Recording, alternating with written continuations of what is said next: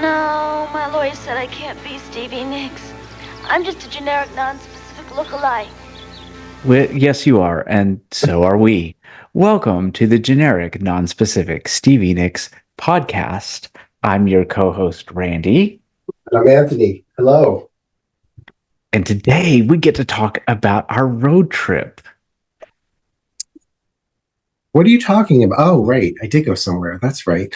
Yes, I went to Dallas. you did go to I did Dallas. not see Beyonce, though, while I was there. You did not see Beyonce, neither did I. We also did not see J.R. Ewing or South Fork, But we did see Stevie Nicks. but we did see Stevie Nicks in concert at Cowboy Stadium, and it was phenomenal. I mean, the whole trip was pretty awesome. It always is when we get together. Yes. When Randy and I are in person, no one can believe that this is probably the 15th time in our lives we've been together in person. Yes. I think we have to count, but it's like between 10 and 15, maybe, right? I think so. Yeah. And you know what people may have forgotten too is that for about 20 years we weren't ever in the same room together. Nope. And so And everyone I worked with assumed you lived in Philadelphia area until. oh really? I didn't know yeah, that. a lot of people until I like corrected them. Oh wow. Yeah. No, until 2014 when you turned 50 and Tom and I flew up there for your birthday. And then after that, once a year, we were able to get together until stupid, stinky COVID. And so Yes. we've been trying to make up for lost time ever since 2014, really. So we got there on Thursday. We hung out. We read comic books. We did read comic books. We had lunch at Neiman Marcus in the restaurant. It was so And fun. yes, I'm going to tell the audience that I ordered a $55 glass of champagne because, God damn it, I'm worth it. You are. And our hotel was so cool because it had a turntable in there. Yeah, it did. And you could check out vinyl from the front desk. And so, of course, we checked out Belladonna and Rumors and played them in the room, which was a lot of fun. And all of that was just, the icing on the cake. It was really about Preamble. Yeah. Going to see Stevie, and it was amazing. I was going to ask you this. Was this the first time you'd ever seen Stevie with a group of people? Yes, because I would usually back in the day, and the story that I would go to the venues. This is pre-internet, pre-reselling being legal, and buy a ticket to go see her. And I would buy one because then I could get in the first 5 rows day of sale, which sounds crazy now for like $12. I know, isn't it? I have gone with Nick, my husband, twice now. Okay. People always want to go with me. Mm-hmm. Like they want to watch me watch her. Yes. I don't want, it's that whole Family Guy clip. For those who haven't seen it, we will insert it here. Yes. I want to be there experiencing it in my way, and I don't want to have to worry about others around. Yeah. Right. I'm the same way. I've been, Tom's gone with me once, and then every other time has been by myself, except the other time you and I saw her in 2016. Yeah. But yeah, it's so personal, and you don't have to want to worry about who's having a good time. My thing. Yeah. But this was different, and it was lovely. It was. I mean, the group of people we were with were so great, and they were so much fun, and we had a new audience to tell our story to. So honestly, all of that was fun. Randy's friends. Are we allowed to say their names on the internet? I don't want to get anybody. No. I would absolutely. They're very sweet. You could tell my interaction was very limited, but you can tell there's very sweet, soul of the earth, good people. And when you told me we were going with them, I was like, oh, cool, the 4 of us. And then, we had a party bus full. I didn't. Yeah, it was about a dozen people. It was about a dozen. Everybody was really friendly and so sweet and kind, and it was fun. It was fun having. It actually was fun. Everybody was so excited to see us together, almost. Right. Like they were there to see us see Stevie Nicks. Yeah. Yes. Right. And like when we met them early before the concert in a bar, everybody meet here and we'll go together. And I started telling the story. Randy had run up to our room to do something, and I started telling the story of how we met. And they were like, "Wait, what?" I was like, "How do people in Odessa, Texas, not know the story?" I was like, Right. I've seen Randy tell it to I'm pretty sure, Randy's mentioned he had a heart attack and all those procedures. He was telling the story as the doctor was putting the stent in. I know he was, Right. Absolutely. But they were so like, no way, that's awesome. And in that context, they were enjoying asking us questions and watching our reactions. It was really fun. And again, very kind, wonderful people. It was so nice meeting them. It really was, and we should certainly mention, it was Toby and Sandra who gifted us with the tickets. I mean, Yes. this trip was a gift from them, and that was so very kind of them. And then everybody that they A gift to invited. you because I didn't know them. I was just your plus one. Yeah, That's very true. But by the end of the trip, you were part of the family, and my girl Becky, who's Sandra's sister. yes. Yeah, me and Becky Yes. got like that, like real quick. I don't know why, but Well, right. Yeah, right before the show started and we were in our seats, everybody turned around and took group photos to include you and me. Did you notice that? Like Becky took photos, I think yeah. Sandra And I don't think I've seen them yet, so I didn't clear them for publication. Yeah, I haven't seen them either.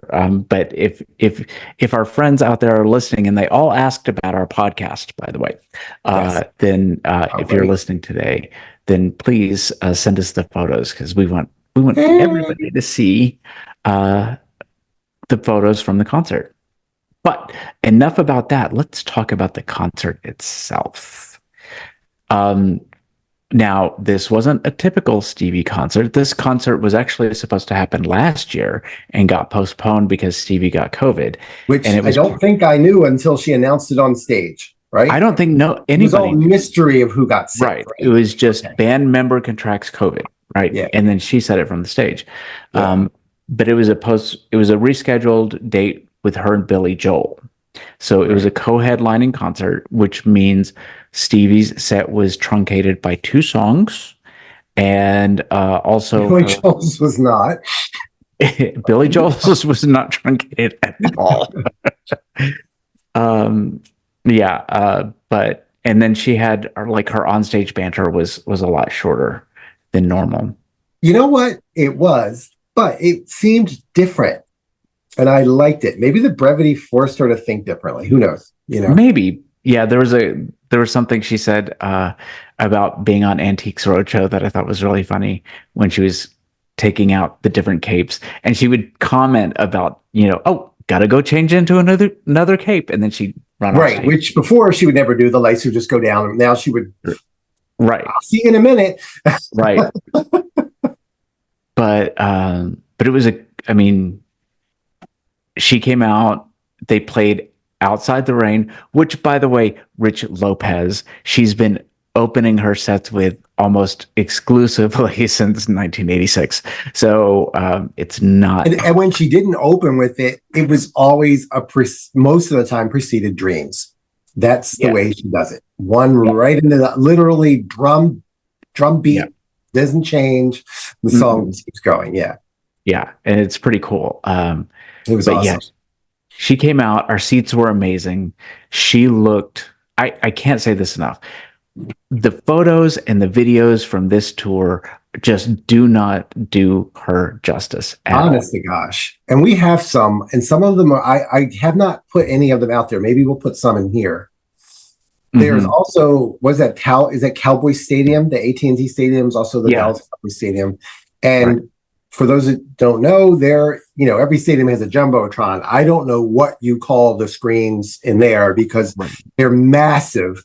Billy Joel said, "Are you guys looking at the drive-in movie screens up there?" So that's kind of an idea. But so we could see her live, fine, but we could see her up there in like the highest def possible. And usually when that happens, you're like, ooh. Right. When she was singing and the mic was like blocking her a little bit like this, I was like, damn, it's 1980 again. Right. It's like she looked good even without the mic blocking, but her eyes and her hair and her, and her skin was yeah. flawless, and her voice, right? She was in the best voice of 20 years, easy. Yeah. Some of those songs, I wish I had been able to take note better, but I didn't. I'm not going to take notes, right? Right. She sounded like the studio recording, right there live on stage. Yeah. She was. Go, Stevie girl, work it out now. It was great. She opened with Outside the Rain. She segued into Dreams. And she tried to kill me. And then what was the next one? Wasn't that when she tried to kill me?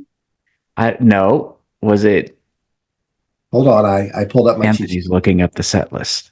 Yes, I'm scrolling through the 952 Billy Joel songs to get to the Stevie Nicks set list. I'm not going to say that it was if anyone falls, let's just go there now. Yeah. Stevie did her set, and we're going to talk about that. And then Billy Joel started, and it was great. He was great. I loved him. He is such a performer. I've never seen him live. I didn't know what a funny guy he was. Right. But oh my God, I was like, stop singing Billy Joel, please. Because I swear it was like 4 a.m. by the time we left there. Right.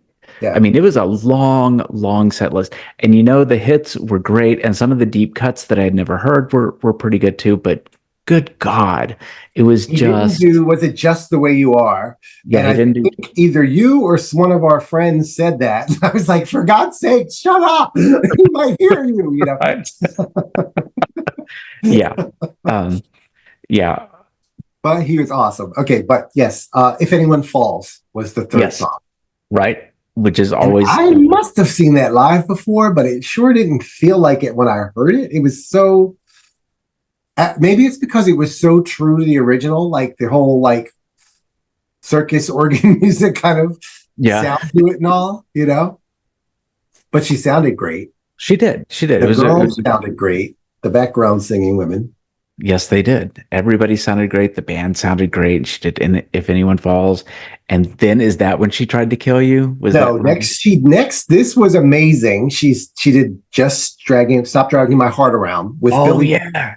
And Billy Joel came out. I had already kind of noticed this. Randy and I have talked about this, so I'm talking to you folks. I had already kind of noticed how playful she was during this show. Mm-hmm. She was having a good time.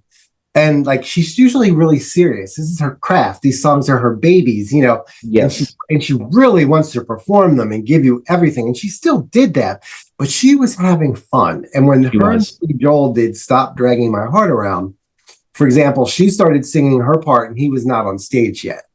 And we saw him sneaking up behind her, carrying his wireless mic stand.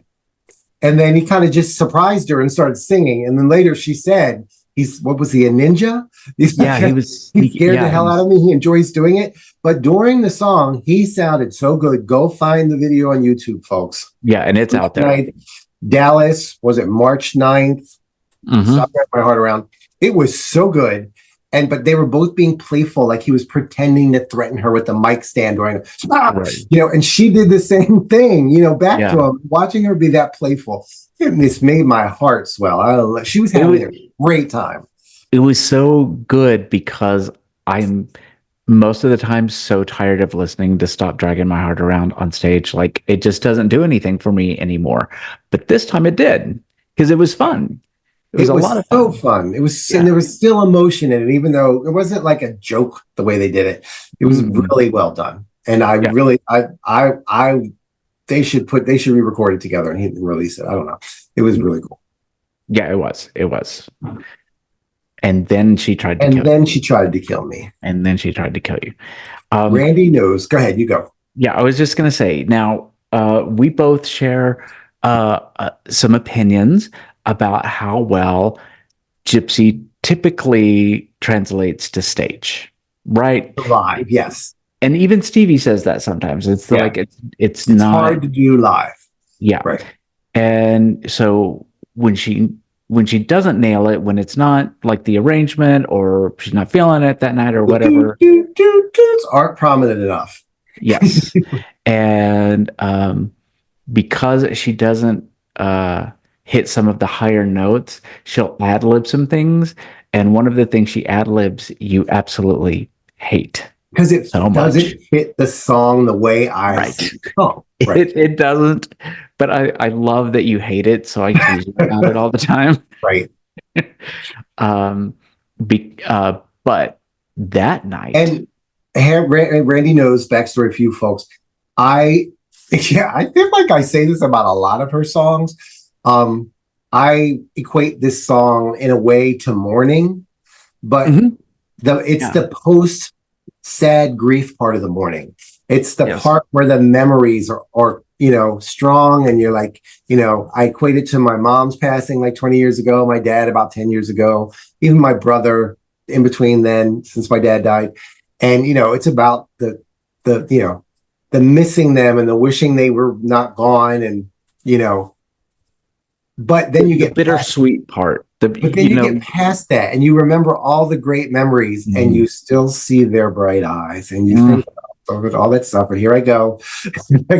But when Stevie sang that night, it kicked in. I was just bawling in my seat, like tears flooded from my eyes. It was beautiful, and it was so well done. She sounded so good. When she couldn't do some of the arrangement that we like, the background women, was that Sharon and Minnie, Marilyn or Minnie, as we call her. I don't know why. Is that her name? But they filled in the blanks sort of, and it was really nice. And Randy, you can tell them the part I hate now, that context if you want. Right. You see your gypsy, you say, hey, hey, baby. When she says, hey, hey, baby. Yes, because that takes me out of the whole morning thing. It's just too friendly and fun, whatever. So this time when she got there, I was like at the giant drive-in screen looking, going, don't do it. Don't do it. And then she did it. So we laughed as I'm bawling tears. Yes. We laughed together. And he hugged me and consoled me and held my hand. It was very sweet. It was. And I'm sure some of the people around us were like,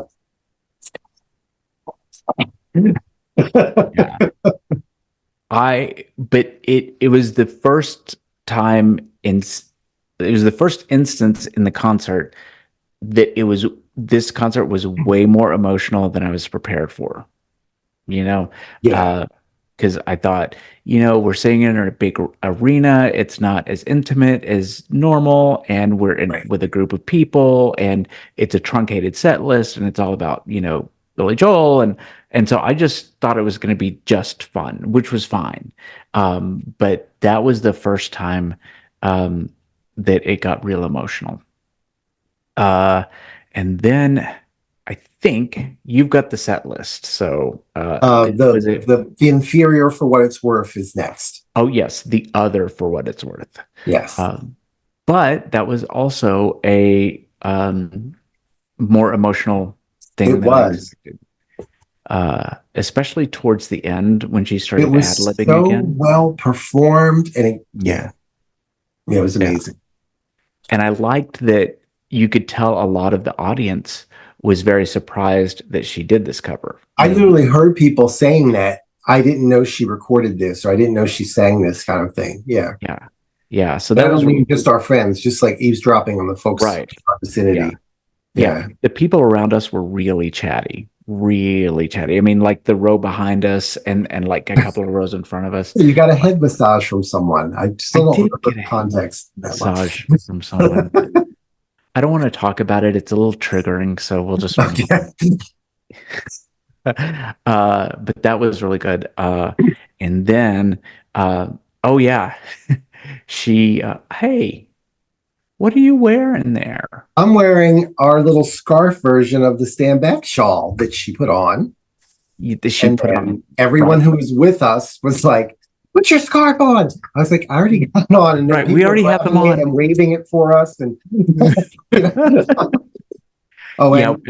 you go, Randy. I know you probably thought I had my Stevie merch on because we did get merch, and they had a nice baby blue Stevie shirt. But this is one.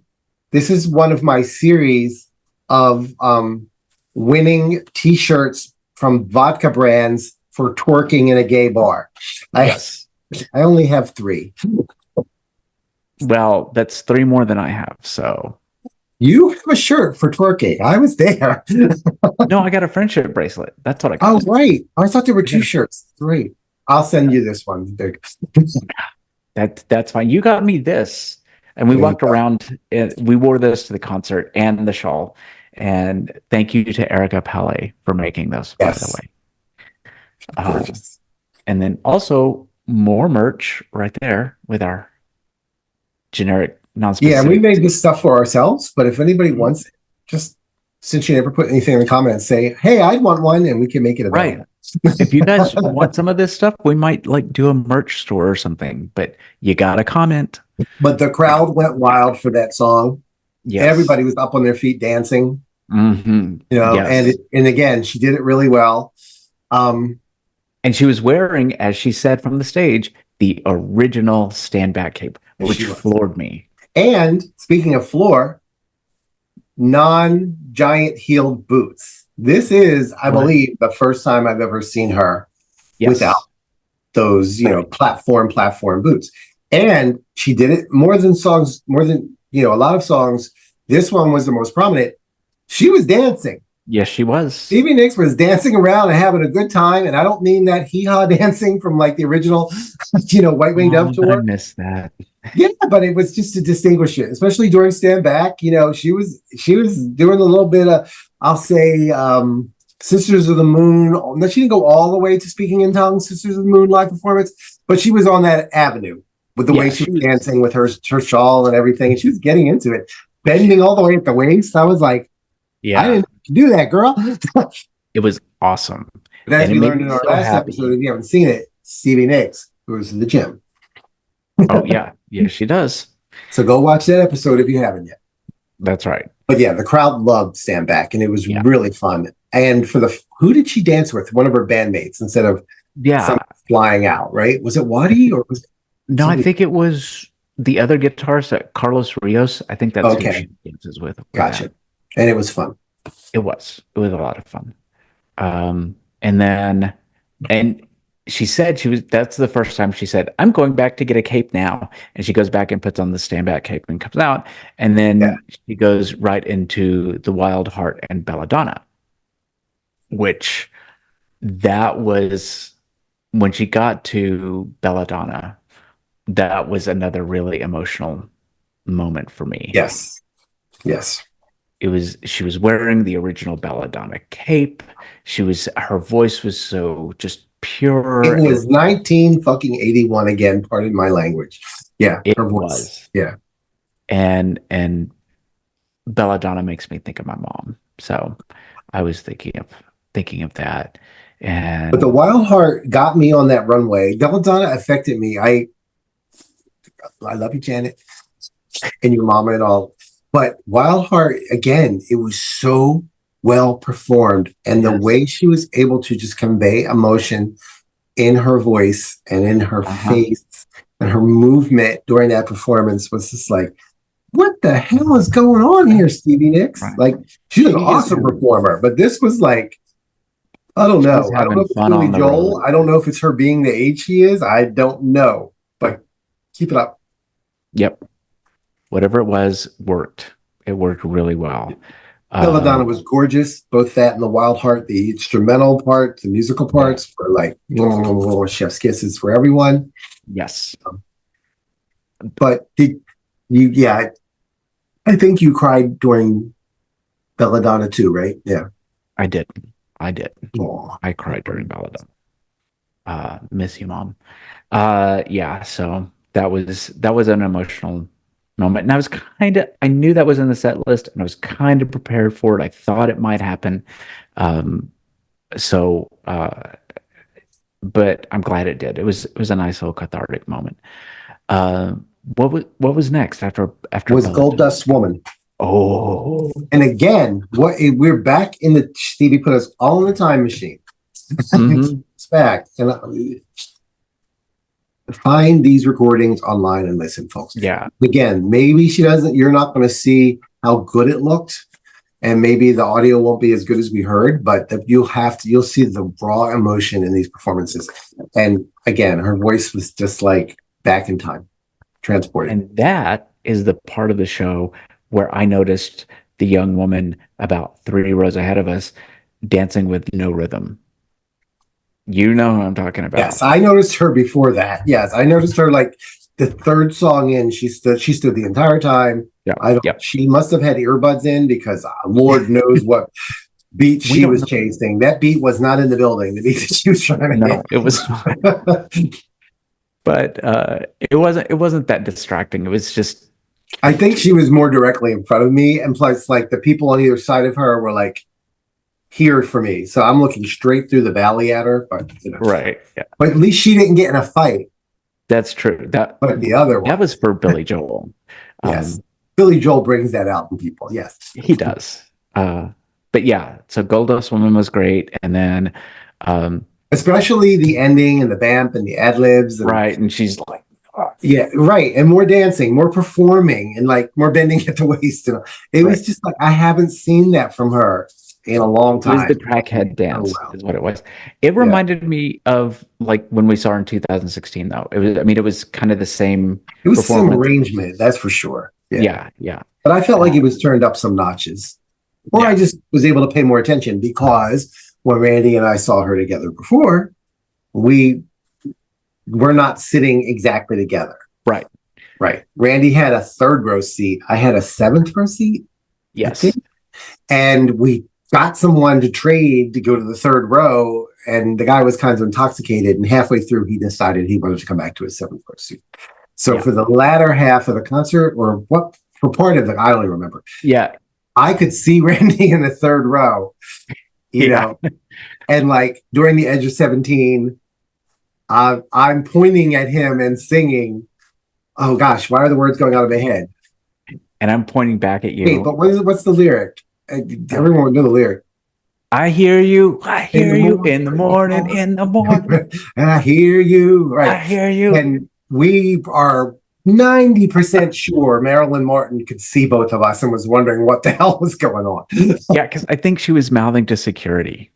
Well, she was going, she was definitely going like this. You know, it wasn't like she was going like that, but her little, like, she saw you turn around and point. So she was like, what's he pointing at? And then she saw me. I'm 6'3", so I'm a towering above everyone. And waving the shawl. Right at him. So she's like, what the hell? Yeah. She's like, Stevie's over there, people. Right. We're like, yeah, whatever. Yeah. But the reason I bring that up is this time I was able to focus more on Stevie because I was often looking over for you and seeing if I could see you, how you were reacting, you know, if you were looking back, you know, it was an interesting, fun experience.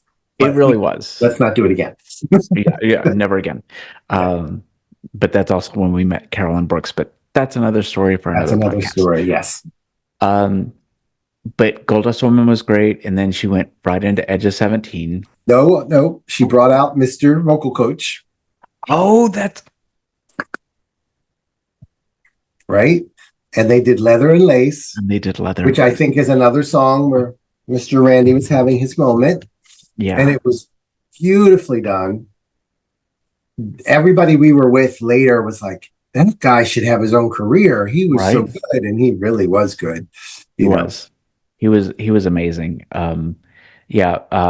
Leather and Lace is the first song of Stevie's that I really, really remember because my mother was teaching my sister and I to sing it to surprise my father for their wedding anniversary. And so I have a very strong attachment to that too. So when she came out there and started doing Leather and Lace, I just the first time that they came together in song, his voice and hers, it was so beautiful. It was really good. That's another one like Randy. I say this to Randy all the time. Record that song again. Do you know Leather and Lace Stevie's version with this dude? Right. Just pop it out there on Spotify. You know, you don't have to go through all this Dave Stewart living in a house for 6 months. You do that too, but you know, just throw these little dog cat treats at us once in a while. We'll eat them up. You know, it was. But do Julia first. Well, Julia can be the B-side to Leather and Lace Stevie's version. Fine.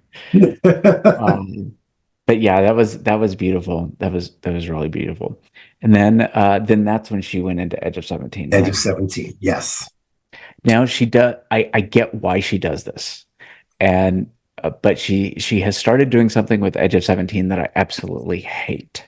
Oh, Because used to, and you know this, that was it was like 20 minutes, and she walked the edge of the stage, and she met with fans, and she shook hands, and she did all kinds of stuff, and she stopped doing that for time purposes and for age and mobility and all of that and stuff. her house was full already of all Right. the gifts that people were Yeah. giving to her. She Yeah. doesn't need another Snoopy. Uh, so, but she started playing tambourine with this song, and actually, if you remember, this was the only song of the night she picked up her tambourine for. It was. Um, but I don't consider Edge of 17 a tambourine song. Golden Braid is a tambourine song, Well, she wanted to jam out with everybody else, right? right? But Yeah. but she used to never use the tambourine for that Yeah. song, and so that just I have songs in my head that are tambourine songs, and I have songs in Okay. my head that are not tambourine songs.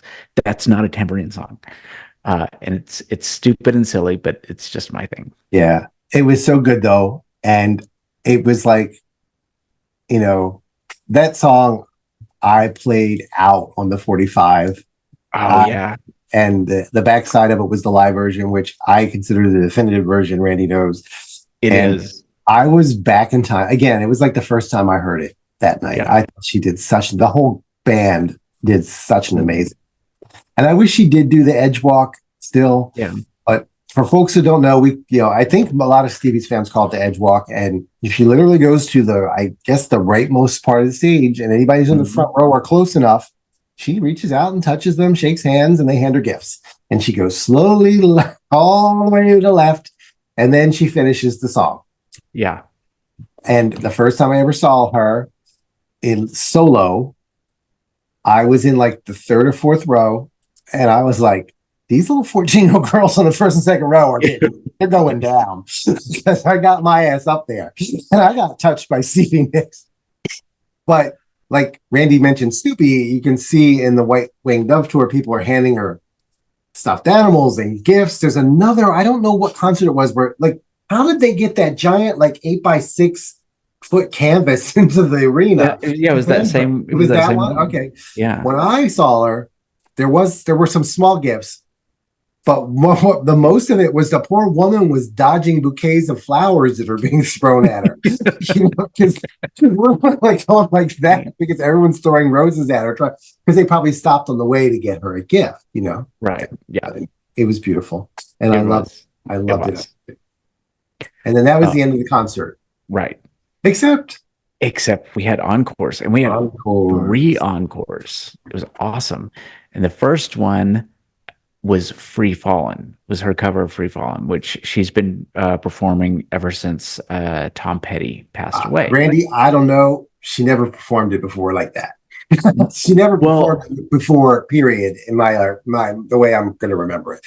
I'm going to tell my grandkids that was the first time she sang it, because that was amazing. And again, way more emotional than I The expected. depth of feeling that you could tell she was undergoing and that she was telegraphing to us. And then, the visuals with all these photos of her and Tom Petty. Yeah. And it just killed And again, me. just the sound of her voice. 1975 Stevie was up there singing Tom Petty's Free Falling. It was amazing. It was. It just that in a show full of highlights, that was the highlight of the highlights for me.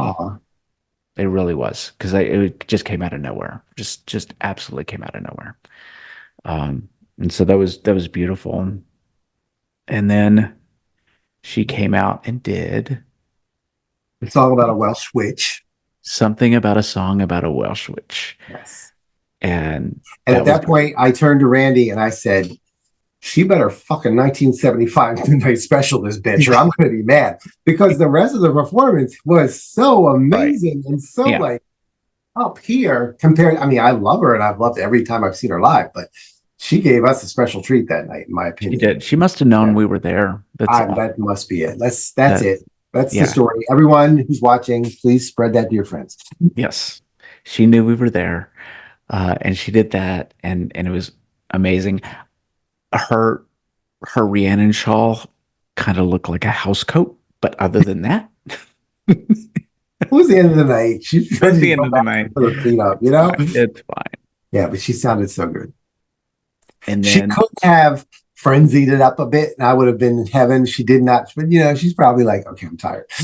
yeah. 70 something years old, and I've been working it all night. This is going to be a little good, Also, Billy Joel was on the side of the stage doing this. Right. And dude was somewhere behind me on my left, who during every song seemed to be sitting there waiting for a quiet part to go, "We love you, Stevie." Yeah. Like, she's not going to answer you. All right, stop. She can't even hear you. If you want Stevie to answer you from the stage, what do you say? "I'll never forget you, Stevie." Bingo. I'll never forget you either. And then she started her last number of the night. Landslide, dedicated to Christine McVie, with more visuals on the back screen. Again, I lost it. I think you also lost it. I did. And again, not so out of the blue, because we've heard Landslide 8 million times. Right. And the whole crowd was like singing along. You could hear folks, around us. It wasn't negative. I wasn't like, shut up, I can't hear it. It was like, it was beautiful. You could feel what people were feeling, They were just giving all this love back to the stage. I always think about it because I do. I go to these shows and I think, God, I'm so excited to hear Free Fallin', but I could do without Landslide. And then she starts it and the crowd starts singing along, and it reminds me of like a church service where she's leading the crowd in a hymn. That's what it makes me think of, because there's just so much energy and love just pouring out towards the stage for the first. There was, you're describing what happened. It wasn't like that. It didn't seem like that. It's what. Yeah. And I think her closing remarks kind of underscore that. Oh God, I'm getting choked up just thinking about that too. And she said, "Take care of yourself," and she sang a line from a song, and I can't remember what it was. I don't remember either, but I remember the sentiment of the whole thing she said was kind of like, "I can't believe I'm a 70-something-year-old and you're still here and you still want to see me and hear my songs," and what that meant to her. And, how thankful she was. Yes. It was really sweet. It was. But what did she sing? I don't remember. She didn't sing Hey Baby. It's on YouTube somewhere, because the Landslide from Dallas is there. So we'll look it up and maybe we can find it and maybe just plug that little bit in. Okay. But yeah, the other drawback to how the show ended, though, was, aside from the fact that it really was a hostage situation, is that I was trying so hard for that 48 hours or whatever it is that Billy Joel played. And by the way, everyone around us was on their phone looking at set lists too, counting the number of songs till the end. It wasn't just us. But I was trying so hard to hold on to the feelings from the Stevie show. Yeah. And it was so hard to do. But I think because was it My Life? But I sang, what was it? People. Well, first of all, we said how people were at church and singing along with Stevie. Well, they were singing along with Billy Joel too. Well, from the moment he opened his mouth. Yes. To the point where I leaned over to Randy and I said, "What's wrong with the sound system?" Because I didn't realize it was the whole stadium singing together, because I'm just going to say there were a lot of beers in that stadium. And which was evidenced by the young lady that started the fist fight 2 rows in front of us. Right. And so they didn't sound, none of them individually sounded as good as they thought. And together. And collectively. And then it would blend with Billy, who sounded awesome in the system. And it was just like, it was weird. It was like, have you ever like played something, electronic music, and somehow it plays twice and it's just the tiniest bit out of sync? it was, that's how I was so distracted by that almost the entire time, you know? Yeah, for sure. And so I was like, oh, what is the line? Go ahead with your own life. Put away your phones, because everybody had their phone up like this the entire time. You know, but yes, I don't want you to sing anymore. This is my life. That's another line. that's what it was. Very loudly. But again, that was after like 20 some songs. I'm not dissing Billy Joel. He was awesome. He really was. It was a good show. I'm glad that I got to see him. He took off his baseball cap 2-3 songs in and called him. He's like, yes, I've been Lex Luthor the whole time. He was hilarious. Right. He had some really good jokes, and he joked about his own career too. And he's like, I'm going to do this song from blah blah album, and he's like, don't cheer, you don't own that album. I don't even own that album. Yeah, I looked it up. It was like a huge flop after the concert. I looked it up. Yeah, so he was. We left after 84 years of Billy Joel. We in the party van with everybody. And I think we heard this. I heard some of this from the folks around us as people were like getting up to leave. And then we heard this from our friends in the van where they were really like surprised themselves by how into Stevie Nicks they were. Right. Even people who were obviously there because Billy Joel was going to sing were like, how have I been missing this all these years? It was really cool. It was. It was a great experience. I'm so glad that we got to do it together, and in the way that we got to do it, and be with such a great group of people. Yeah. It was a phenomenal. Thank you, Toby and Sandra, again for giving us this. Because a lot of people would hear our story. These guys are both over 50 and they're acting like they're teenage girls at the Stevie Nicks concert. We're both over 30. We're in our 30s. 29. They were not. They were loving on us. There was no like, oh, you weirdos or anything. We're both wearing scarves. I had on my Stevie Nicks custom hoodie I had made for the occasion. And it was like, that's so cool. That's so nice. That was, All right. Well, we're going to keep this episode to a brief under an hour. So I don't want to, but we wanted to talk to everyone about it because it was fun. And we didn't want too much time to pass, but, life gets in the way sometimes. So again, thank you, Boo Boo, for coming to the concert with me. It was. Oh, thanks for inviting me. Thank you. And for, Toby and Sandra also for inviting me. It was really kind of them. And for the whole rest of the group that was there, I mean, we just had fun with everybody. We just really, really did. It was such a great experience. A bunch of us went on a merch hunt together, and that was that was a lot of fun. All right. Well, with that, until next time, Anthony. We'll see you on the other side of the mirror. All right, said Alice.